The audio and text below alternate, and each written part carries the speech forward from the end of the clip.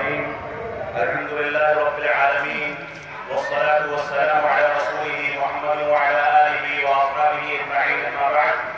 أعوذ بالله من الشيطان الرجيم بسم الله الرحمن الرحيم وما الحياة الدنيا إلا متاع الغرور وقال النبي صلى الله عليه وسلم عن ابن عمر رضي الله تعالى عنه قال أخذ رسول الله صلى الله عليه وسلم المنكبية وقال كن في الدنيا كأنك غريب أو عابر سبيل وكان ابن عمر رضي الله عنهما يقول إذا أمسيت فلا تنتظر الصباح وإذا أصبحت فلا تنتظر المساء وخذ من صحتك لمرضك ومن حياتك لموتك رواه البخاري. محترم سامعین کرام، بزرگان دین، نوجوانان ملت اسلامیہ اور خواتین اسلام، اللہ رب العالمین کی رضامندی،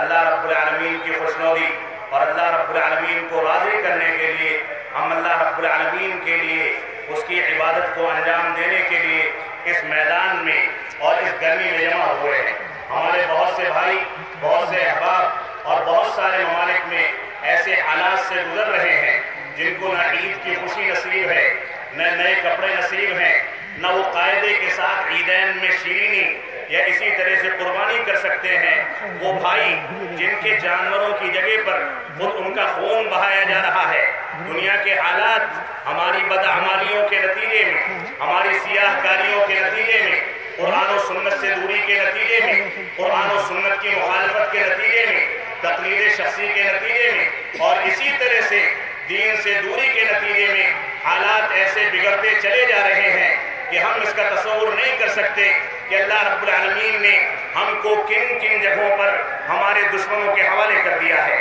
اللہ رب العالمین نے ہم کو دین کی جانب رجوع کرنے کا حکم دیا. اللہ رب العالمین نے اس دنیا کو ایک دھوکے کا سودا قرار دیا. اللہ کے رسول صلی اللہ علیہ وسلم نے ہم کو اس بات کا حکم دیا کہ ہم دنیا میں جب جئیں، دنیا میں زندگی گزاریں تو شام کا انتظار نہ کریں. جب صبح مل جائے تو صبح کو مال غنیمت سمجھا جائے، جب شام مل جائے تو شام کو مال غنیمت سمجھ کر کے صبح کا انتظار نہ کیا جائے. ایک سچے مسلمان، ایک سچے مومن کی صفت یہی ہوتی ہے کہ وہ ہر وقت اپنے آخرت کی تیاری کرتا ہے، وہ اللہ رب العالمین سے ملاقات کی تیاری کرتا ہے، اپنی موت کی تیاری کرتا ہے. اس کو پتہ ہوتا ہے کہ جوانی یا بڑھاپا یا اسی طرح سے بچپنا یہ موت کے لیے ضمانت کی سامان نہیں ہے، بلکہ موت انسان کی عمر نہیں دیکھتی. انسان تو پانی کا بلبلا ہے.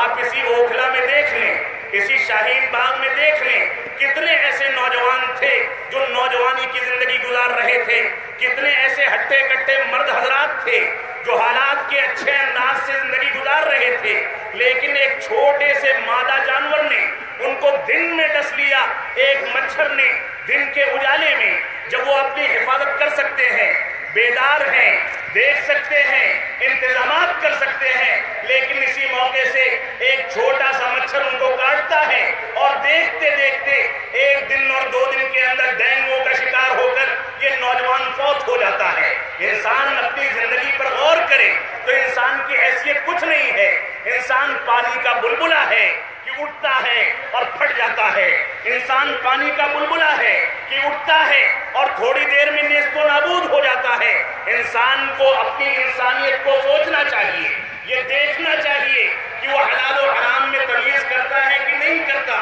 یہ دیکھنا چاہیے کہ اللہ رب العالمین نے اس کو جو عہدے اور کرسیاں دی ہیں، جو ذمہ داریاں دی ہیں، جو مال و دولت دیا ہے، دنیا کے اندر گاڑی گھوڑے دیے ہیں، دنیا میں رہنے کے طریقے بتائے ہیں، عیش و آرام کا بندوبست کیا ہے، یہ ساری کی ساری چیزیں دنیا میں دھری کی دھری رہ جائیں گی اور انسان کی آنکھیں ہو جائیں گی. آج انسان اس کا ایک بچہ 1 مہینے کا ہوتا ہے، انسان اس کی نئی نویلی دلہن اس کے گھر میں بیٹھی ہوتی ہے، لیکن موت یہ نہیں دیکھتی کہ اس کے گھر میں کون لوگ کتنا ماتم کریں گے، کون لوگ کتنا غم کریں گے. جب موت کا وقت آتا ہے تو موت انسان کو گھسیٹ کر کے اس کے گھروں سے نکال کر کے اسپتالوں کی چارپائیوں پر پہنچاتی ہے اور اس کے بعد کبھی کبھار وہ ٹھیک ہو کر کے اپنے گھر کو واپس آتا ہے، لیکن گھر میں آنے کے بعد وہ موت کے حوالے ہو جاتا ہے. انسان کو اپنی حقیقت، انسان کو اپنی کمزوری، انسان کو اپنی لاچاری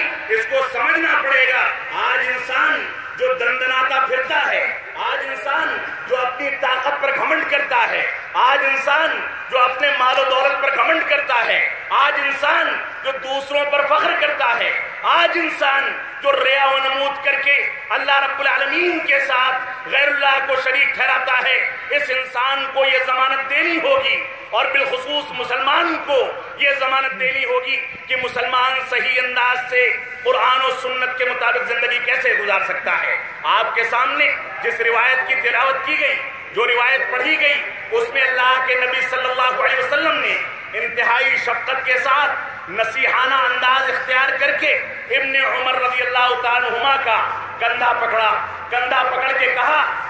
کن فی الدنیا کأنک غریب، اس دنیا کے اندر غربت کی زندگی گزارو۔ یہ دنیا ساز و سامان لے کر کے تم کو ودا نہیں کرتی، قبروں کے اندر مٹی کے نیچے تمہارا بینک بیلنس نہیں جاتا، مٹی کے نیچے تمہارا مال و دولت نہیں جاتا، بلکہ اس دنیا میں غربت کی زندگی گزارو، یا اسی طرح سے زندگی گزارو جیسے معمولی ساز و سامان کو سمیٹ کر کے کوئی انسان سفر کی زندگی اختیار کرتا ہے اور سفر میں نکل جاتا ہے، اس انداز کی زندگی اختیار کرو۔ یہ دنیا فانی ہے، تمہاری زندگی فانی ہے، دائمی زندگی، ہمیشہ کی زندگی، ہمیشہ کی دنیا اور ہمیشہ کا جو ماحول ملنے والا ہے، اس کے لیے تیار کرنے کا حکم ہم کو اسلام نے دیا، اللہ رب العالمین نے دیا، رسول اکرم صلی اللہ علیہ وسلم نے دیا۔ اسی وجہ سے اللہ رب العالمین نے فرمایا وَمَا الْحَيَاةُ الدُّنْيَا إِلَّا مَتَاعُ الْغُرُورِ، کہ یہ دنیا یہ دھوکے کا سامان ہے، اس کے اندر کسی سے وفا کی امید نہ رکھو، کسی سے یہ امید نہ رکھو کہ تمہارے لیے ساز و سامان اکٹھا کرے گا۔ یہاں بھائی بھائی کا دشمن ہوتا ہے، بھائی بہن کا دشمن ہوتا ہے، ماں باپ بیٹے کے دشمن ہوتے ہیں، بیٹا ماں باپ کا دشمن ہوتا ہے۔ یہ دنیا مفاد پرستی کی دنیا ہے۔ اس دنیا کے اندر اگر سچی زندگی گزارنی ہے تو ایک سچا مسلمان بن کر کے اپنے رشتہ داریوں کو جوڑو، اپنے رشتہ داریوں کے حقوق ادا کرو، صحیح انداز کی زندگی گزارو۔ یہی دنیا میں جینے کا اصل مقصد ہے۔ دنیا کے اندر معاملات بہتر ہونے چاہیے۔ ہم نے 5 وقتہ نمازیں ادا کر لی تو ہم یہ سوچتے ہیں کہ ہم مسلمان ہو گئے، ہم نے لا الہ الا اللہ پڑھ لیا تو ہم یہ سوچتے ہیں کہ ہم مسلمان ہو گئے، ہم یہ سوچتے ہیں کہ ہم نے تلاوت کلام پاک کر لی، ہم نے رمضان میں عبادات کا اہتمام کر لیا، ہم نے جانور قربانی کے طور پر پیش کر دیا تو ہم یہ سمجھ بیٹھے ہیں کہ ہم سچے مسلمان ہو گئے۔ سچا مسلمان ہونا قبلے کی جانب رخ کرنے کا نام نہیں ہے۔ سچا مسلمان ہونا یہ ہے کہ انسان معاملات میں بھی سچا بنے، لین دین میں سچا بنے، حلال و حرام میں تمیز کرے، دھوکہ دھڑی سے دوری کی زندگی اختیار کرے، ایک دوسرے کے ساتھ بہتر معاملات کرے، لوگوں کے ساتھ نرمی کے ساتھ پیش آئے۔ ہمارے علماء کرام لوگوں سے سختی کا معاملہ نہ کریں بلکہ نرمی کا معاملہ کریں، ان کے ساتھ خندہ پیشانی سے ملیں، ان کے دینی مسائل کو حل کریں، ان کے سامنے قرآن و سنت کی شرح کریں۔ ہمارے علماء کرام کے سامنے تکفیر کا فتنہ نہ ہو کہ وہ دوسروں کی تکفیر کرتے پھریں، دوسروں پر فتوی بازی کریں۔ ہمارے سامنے صلح صفائی، ایک دوسرے کے ساتھ میل جول، ایک دوسرے کے ساتھ اٹھنے بیٹھنے، خندہ پیشانی اور مسکراہٹ کے ساتھ ملنے کی صفت ہونی چاہیے تاکہ یہ دین کا مشن اس خوش اسلوبی کے ساتھ آگے بڑھ سکے۔ اس دین کے مشن کے اندر ایسی خوش اسلوبی پیدا ہو جس کے نتیجے میں لوگ قرآن و سنت سے قریب آئیں، ہماری سختی کے نتیجے میں کوئی ہم سے دور نہ بھاگے، ہماری فتوی بازی کے نتیجے میں کوئی ہم سے دور نہ بھاگے، ہم تکفیر کریں تو لوگ ہم سے بفر نہ جائیں بلکہ ہم لوگوں کے ساتھ بہتر انداز سے پیش آئیں۔ یہ بہتری دعوت و تبلیغ کے اسالیب میں سے ایک بنیادی اسلوب ہے۔ اس وجہ سے ہمارے علماء کرام کو، ہمارے نوجوانوں کو اس بات کو سمجھنا ہوگا کہ ہمارے نوجوان اس بات کی قربانی پیش کریں کہ وہ ایسے لوگوں سے نہ جڑیں جو لوگ دین اسلام کے نام پر صرف داعی کا لباس پہن کر کے سوشل میڈیا پر چھائے ہوئے ہیں اور انہوں نے دین کی سچی تعبیر پیش نہیں کی۔ دین کی سچی تعبیر پیش کرنے والے افراد علماء کرام کے علاوہ کوئی نہیں ہو سکتے، لہذا علماء سے جڑنا ہمارے بچوں کی، ہمارے نوجوانوں کی، ہمارے افراد کی ذمہ داری ہے۔ علماء کی کمی نہیں ہے، ان علماء کو اللہ رب العالمین نے انبیاء کرام کا وارث بنایا۔ ان علماء کی، ان مولویوں کی قدر کرنے کے نتیجے میں آپ کی دنیا بھی بنے گی، آپ کی آخرت بھی بنے گی۔ لہذا علم کو حاصل کرنے کے لیے علماء کرام سے جڑنا ہمارے مسلمانوں کی ذمہ داری ہے۔ اللہ رب العالمین نے ہم کو اسی چیز کی طرف اشارہ کرتے ہوئے حکم دیا ہے کہ یہ دنیا دھوکے کا سودا ہے، اس کے دھوکے میں نہ پڑ جانا، اس کے دھوکوں میں پڑ کر کے تم اپنے دین کو ضائع نہ کر دینا، بلکہ دین کو دین کے اصولوں سے سمجھا جائے، رسول اکرم صلی اللہ علیہ وسلم کی اتباع سے سمجھا جائے۔ اور رسول اکرم صلی اللہ علیہ وسلم نے خطبہ حجۃ الوداع میں اسی بات کا پیغام دیا تھا، فرمایا تھا ان دماءکم واموالکم حرام علیکم کحرمت یومکم ھذا فی شہرکم ھذا فی بلدکم ھذا۔ اے لوگوں سن لو، رسول اکرم صلی اللہ علیہ وسلم نے اپنی مبارک اونٹنی پر جو جغالی کر رہی تھی، اپنی مبارک اونٹنی پر بیٹھ کر کے لاکھوں صحابہ کرام کو مخاطب کر کے فرمایا کہ سن لو کہ تمہارا ایک دوسرے پر خون حرام ہے، ایک دوسرے پر مال غصب کرنا حرام ہے، مال کو حرام طریقے سے غصب کرنا اور مال کو حرام طریقے سے کھانا یہ اللہ رب العالمین نے تمہارے لیے حرام کیا ہے۔ اسی طرح سے اس کی حرمت کا خیال کیا جائے جس طرح سے مکہ مکرمہ کی حرمت ہے، جس طرح سے ذی الحجہ کی حرمت ہے، جس طرح سے اللہ رب العالمین نے رسول اکرم صلی اللہ علیہ وسلم کی زبان مبارک سے ہم کو ان احکامات کا ذکر کر کے فرمایا۔ اللہ کے نبی صلی اللہ علیہ وسلم نے فرمایا کہ سن لو کہ جاہلی دور کی تمام چیزیں میرے پیر کے نیچے میں رونتا ہوں، اور اسی طرح سے جاہلی دور کا سود، انٹرسٹ، جو سود آج مسلمان جواز تلاش کر کے کھاتا ہے، اس سود کو میں اپنے پاؤں کے تلے رونتا ہوں۔ اللہ کے نبی صلی اللہ علیہ وسلم نے سود کی، جاہلی دور کے رسوم و رواج کی تردید فرمائی، اس کو سختی کے ساتھ کنڈم کیا، اور اس کے بارے میں ہم کو یہ وصیت فرمائی کہ ہم ان چیزوں کو چھوڑ دیں۔ اسی طرح سے خطبہ حجۃ الوداع میں رسول اکرم صلی اللہ علیہ وسلم نے فرمایا فاتقوا اللہ فی النساء، لوگوں عورتوں کے بارے میں اللہ رب العالمین سے ڈرو، عورتوں کے حقوق ادا کرو، عورتوں کی تربیت کرو۔ یہ خواتین اگر سنبھل گئی، یہ خواتین اگر سدھر گئی، ان خواتین نے قرآن و سنت کو اختیار کر لیا، تو ان کی کوکھ سے پیدا ہونے والے بچے، ان کی گود میں پلنے والے اور تربیت حاصل کرنے والے بچے، یہ امت اسلامیہ کے لیے قائد کی حیثیت سے ابھر کر کے سامنے آئیں گے۔ اللہ کے نبی صلی اللہ علیہ وسلم نے اپنی وفات سے پہلے نماز کی وصیت فرمائی، غلاموں کے ساتھ بہتر سلوک کی وصیت فرمائی، شرکیات سے دور رہنے کی وصیت فرمائی۔ اللہ رب العالمین نے فرمایا کہ اللہ رب العالمین تم سے وعدہ کرتا ہے، سورہ نور میں اللہ رب العالمین نے فرمایا کہ اللہ رب العالمین تم سے وعدہ کرتا ہے جو لوگ ایمان لائے اور اعمال صالحہ کو انجام دیا، ان سے اللہ رب العالمین وعدہ کرتا ہے کہ تم لوگوں کو زمین میں خلافت عطا کی جائے گی، اور اسی طرح سے تم لوگوں کو زمین میں غلبہ عطا کیا جائے گا، لیکن اس شرط پر کہ اللہ رب العالمین کے پسندیدہ دین کے مطابق چلو۔ اللہ رب العالمین کا پسندیدہ دین یہ قرآن مجید اور سنت رسول کے علاوہ، صحابہ کرام کے اقوال کے علاوہ، صحابہ کرام کے مسائل کے علاوہ کوئی تیسری چوتھی چیز نہیں ہو سکتی۔ اللہ رب العالمین نے فرمایا اس شرط پر کہ تم دین اسلام کو، اس دین اسلام کو جو قرآن و سنت میں موجود ہے، اس کے مطابق زندگی گزارو، تو ایسی صورت میں اللہ رب العالمین تم کو غلبہ عطا فرمائے گا۔ اخیر میں فرمایا یعبدوننی لا یشرکون بی شیئا، سن لو کہ دنیا کے اندر غلبہ حاصل کرنا، دنیا کے اندر حکومت بننا، دنیا میں دوسروں کے اوپر غلبہ حاصل کر کے حکومت قائم کرنا، دوسروں کے ذہنوں پر راج کرنا، دنیا کے تمام ممالک میں تمہارا غالب ہونا، یہ اس شرط پر ہے کہ یعبدوننی لا یشرکون بی شیئا، صرف میری عبادت کرو،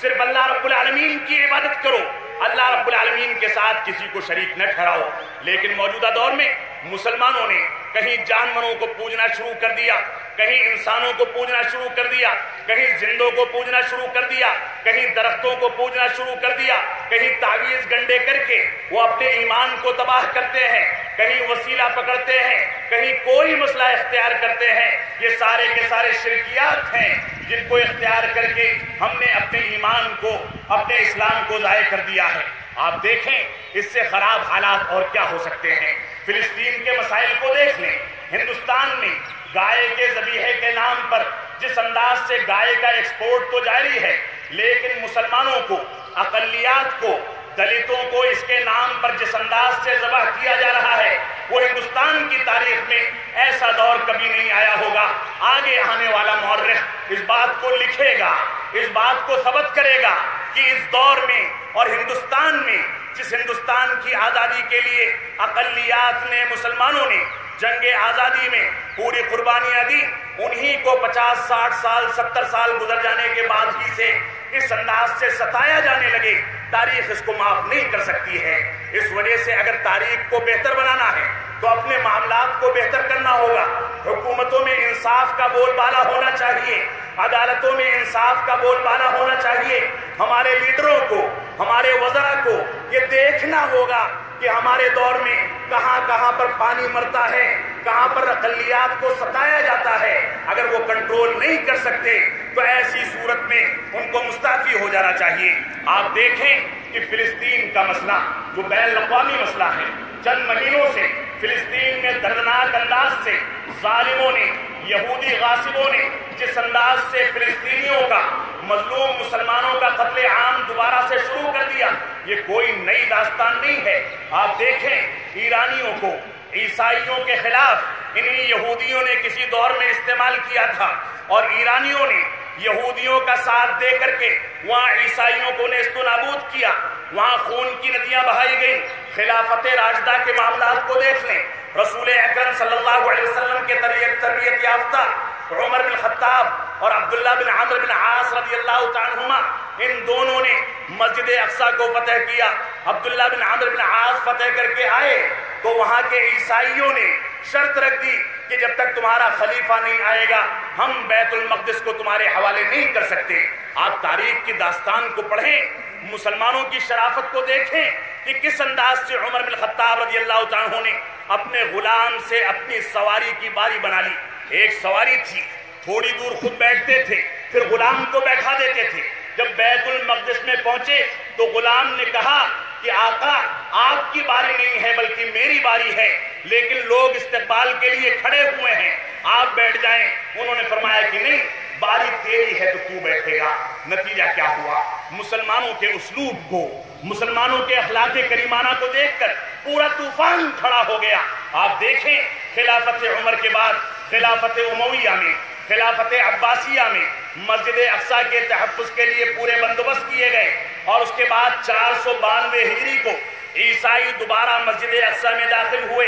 اور تقریباً 50,000 بوڑھوں، بچوں اور خواتین کو قتل کر دیا، خون کی ندیاں بہنے لگی۔ اور اس کے بعد 1159 عیسوی میں سلطان صلاح الدین ایوبی جو کہ مرد مجاہد تھا، اس نے امن و سلام کی اور امن و سکون کے پیغام کے ساتھ بغیر چھیڑ چھاڑ کیے ہوئے، بغیر تلوار چلائے ہوئے، بغیر ہتھیار کے استعمال کیے ہوئے مسجد اقصیٰ کو فتح کر لیا۔ اور اس کے بعد 1920 سے لے کر کے 1925 عیسوی تک آپ دیکھیں کہ برطانیہ میں بیٹھے ہوئے ایک یہودی کمشنر نے جس انداز سے فلسطین میں یہودیوں کو پوری دنیا سے لا کر بسایا، ان کو وہاں کی نیشنلٹی دی گئی، مسلمانوں پر غالب کرنے کے لیے ان کی تعداد بڑھائی گئی، اور آج تک یہ سلسلہ باقی ہے۔ 1948 میں اسرائیلی حکومت کے نام سے امریکہ، برطانیہ اور روس نے چند منٹوں کے اندر اس غاصب حکومت کو،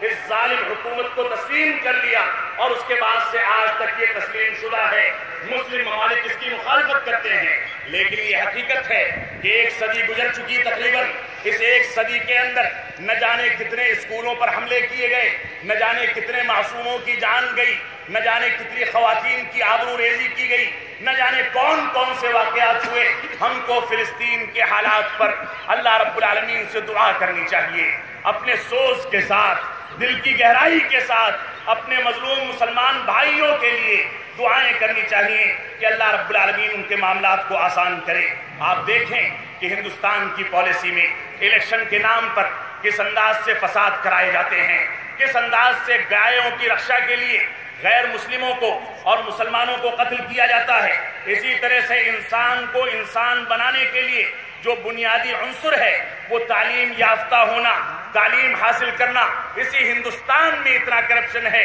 کہ اسکولوں میں بچوں کے داخلے کے لیے جب تک آپ رشوتیں نہ بھریں، جب تک آپ غاصبوں کی جیبیں نہ بھریں، جب تک داخلے نہیں ملتے، یہ سارا کا سارا کرپشن جب تک حکومتیں سنجیدگی کے ساتھ اس پر غور نہیں کریں گی، جب تک ان چیزوں کو دور نہیں کیا جا سکتا، یہ ہندوستان اتنا ظالم و جابر ہو جائے گا کہ یہاں شیر خور بچیوں اور 1 سال کی بچی کی عصمت دری کی جائے، یہاں اجتماعی عصمت دریاں کی جائیں، یہاں خواتین کی عزت کے ساتھ کھلواڑ کیا جائے اور سارا کا سارا قانون خاموش تماشائی بنا رہے۔ اللہ رب العالمین ہم کو انصاف کرنے کی توفیق عطا فرمائے۔ آپ دیکھیں کہ دہشت گردی کو بعض قرآن و سنت کے حاملین کے ساتھ جوڑ کر کے کس انداز سے بڑھاوا دینے یا بعض ممالک کے ساتھ جوڑ کر کے بڑھاوا دینے کی جو کوشش کی جا رہی ہے، یقیناً یہ ناقابل تلافی ہے اور ناقابل برداشت ہے۔ آپ دیکھیں یہاں تو یہ صورتحال ہے کہ اسپتالوں میں مریضوں کے اعضا چوری ہو جاتے ہیں، یہاں تو یہ صورتحال ہے کہ مردہ مر جاتا ہے، انسان فوت ہو جاتا ہے، اس کے باوجود اس کو وینٹیلیٹر پر صرف پیسہ بچھانے کے لیے، پیسہ بنانے کے لیے اس کو اسپتالوں میں کئی روز تک بھرتی رکھا جاتا ہے تاکہ پیسہ بنتا رہے۔ اتنا ظلم و جور پڑ جائے گا۔ آزادی جس میں ہمارے علماء نے حصہ لیا، ان لوگوں کی آزادی اس طرح سے رائے جائے گی ہم نے سوچا بھی نہیں تھا۔ لیکن اگر آج مسلمان قرآن و سنت کی جانب رجوع کر کے، قرآن و سنت کا حامل بن کے، قرآن و سنت کی سچی تعبیر پیش کر کے سچا مسلمان بنے گا تو کل اسی مسلمان نے ہندوستان کو انگریزوں سے آزاد کیا تھا، آج یہی مسلمان ہندوستان کو اس ظلم و جور سے، اس انداز کے کرپشن سے آزاد کرے گا۔ اسی مسلمان میں اس بات کا دم ہے۔ آپ دیکھیں بے شمار مثالیں موجود ہیں۔ آپ دیکھیں کہ ہندوستان میں یہ جو نئی حکومت بنی ہے، اس حکومت کے بننے کے بعد سے لے کر کے آج تک 1000 سے زائد فسادات ہو چکے، نہ جانے کتنے افراد فوت ہو چکے۔ ان چیزوں پر غور کیا جانا چاہیے۔ آپ کو پتہ ہونا چاہیے کہ مسلمانوں کو فوت کرتے کرتے، مسلمانوں کے خلاف سازشیں کرتے کرتے سعودی عرب کے ملک فیصل کو قتل کر دیا گیا، عراق کے جنرل ضیاء الحق کو، پاکستان کے جنرل ضیاء الحق کو قتل کر دیا گیا، عراق میں صدام حسین کو عین عید الاضحیٰ کے دن پھانسی دے دی گئی، لیبیا میں جو کچھ کھیل ہوا، یمن میں جو کچھ کھیل ہوا، مصر میں جو کچھ واقعات پیش آئے، یہ ساری کی ساری داستان ہمارے سامنے ہونی چاہیے۔ اتنے زیادہ خراب حالات کے باوجود اگر ہم قرآن و سنت کی جانب رجوع نہیں کریں گے تو کب کریں گے؟ اللہ رب العالمین ہم کو اس بات کی توفیق عطا فرمائے کہ ہم قرآن و سنت کے مطابق صحیح انداز سے قرآن و سنت کی پیروی کر سکیں۔ اللہ رب العالمین ہم کو اس بات کی توفیق عطا فرمائے کہ ہم اس دنیا کے اندر، جو دنیا ہمارے لیے ایک دھوکے کا سامان ہے، اس دنیا میں انسان کی حیثیت پانی کے بلبلے سے زیادہ کچھ نہیں۔ اس دنیا میں ایک انسان کو ایک مچھر کاٹتا ہے تو وہ فوت ہو جاتا ہے۔ اس دھوکے والی دنیا کے اندر اللہ رب العالمین ہم کو حلال روزی کی جانب رجوع کرنے کی توفیق عطا فرمائے، ہم کو زناکاری کو چھوڑنے کی توفیق عطا فرمائے۔ ہم جنس پرستی جو مسلمانوں میں بھی عام ہوتی جا رہی ہے، اللہ رب العالمین اس سے توبہ و استغفار کرنے کی توفیق عطا فرمائے۔ اللہ رب العالمین ہم کو اس بات کی توفیق عطا فرمائے کہ ہم حرام خوری کو چھوڑیں، سود خوری کو چھوڑیں، دھوکہ دھڑی کو چھوڑیں، زمینوں پر قبضے کو چھوڑیں، صحیح انداز سے قرآن و سنت کے مطابق زندگی گزاریں۔ جب تک ہم جئیں تب تک اسلام پر جئیں، جب ہمارا خاتمہ ہو تو ایمان پر ہو۔ یہ عید قرباں جو ابراہیم علیہ السلام کی ایک یادگار ہے، جس عید قرباں کے لیے جانوروں کو ذبح کرنے سے پہلے ہمارے سامنے یہ تصور ہونا چاہیے کہ ان کے بیٹے نے کہہ دیا، یا ابت افعل ما تؤمر، اے میرے پیارے ابا جان، جو کچھ اللہ رب العالمین نے حکم دیا ہے اس کو کر گزریے۔ بیٹا لیٹ جاتا ہے، باپ کی آنکھ پر پٹی باندھ دی جاتی ہے، چھری تیار ہے، بیٹا ہے اور باپ ہے، باپ کو چھری چلانی ہے، بیٹا زمین پر پڑا ہے اور اتنے میں اللہ رب العالمین کا حکم ہوتا ہے، قد صدقت الرؤیا، کہ تو نے خواب کو سچا کر دکھایا، اب دمبا ذبح کیا جائے گا۔ یہی اتنی آزمائش نہیں تھی، یہ قربانی اسی آزمائش کو، اسی ایثار و قربانی کے جذبے کو اپنے اندر پیدا کرنے کا دوسرا نام ہے۔ آپ دیکھیں جب ان کا بچہ بڑا ہوا تو اپنی بیوی کو بے آب و گیا سرزمین پر خانہ کعبہ کے قریب چھوڑ دیا، جہاں نہ پانی تھا، نہ کھانا تھا، نہ کوئی چیز زندگی گزارنے کے لیے تھی۔ وہ بار بار پوچھتی تھی کہ آپ نے ایسا کیوں کیا، کیا اللہ رب العالمین کا حکم ہے؟ تو انہوں نے فرمایا کہ ہاں اللہ رب العالمین کا حکم ہے۔ تو ہاجر نے فرمایا ان کی بیوی نے فرمایا، ہماری خواتین سنیں، انہوں نے فرمایا کہ اگر اللہ رب العالمین کا حکم ہے تو اللہ رب العالمین میری حفاظت کرے گا، وہ پانی کا انتظام کرے گا، وہ کھانے کا انتظام کرے گا۔ اور آپ دیکھ لیں دنیا کا وہ سوتا، وہ چشمہ جو آب زمزم کے نام سے جانا جاتا ہے، اسی یادگار کے نتیجے میں اللہ رب العالمین نے شفا یابی کی صفت کے ساتھ دنیا کو دستیاب کیا، جو رہتی دنیا تک اپنا پانی دوسروں کو مہیا کرتا رہے گا۔ اللہ رب العالمین ہم کو ایثار و قربانی کا جذبہ پیدا کرنے کی توفیق عطا فرمائے، اپنی ماضی کی تاریخ کو یاد کرنے کا جذبہ پیدا کرنے کی توفیق عطا فرمائے۔ ہم جب تک جئیں تب تک اسلام پر جئیں، جب ہمارا خاتمہ ہو تو ایمان پر ہو۔ وصلی اللہ علی نبینا محمد وعلی آلہ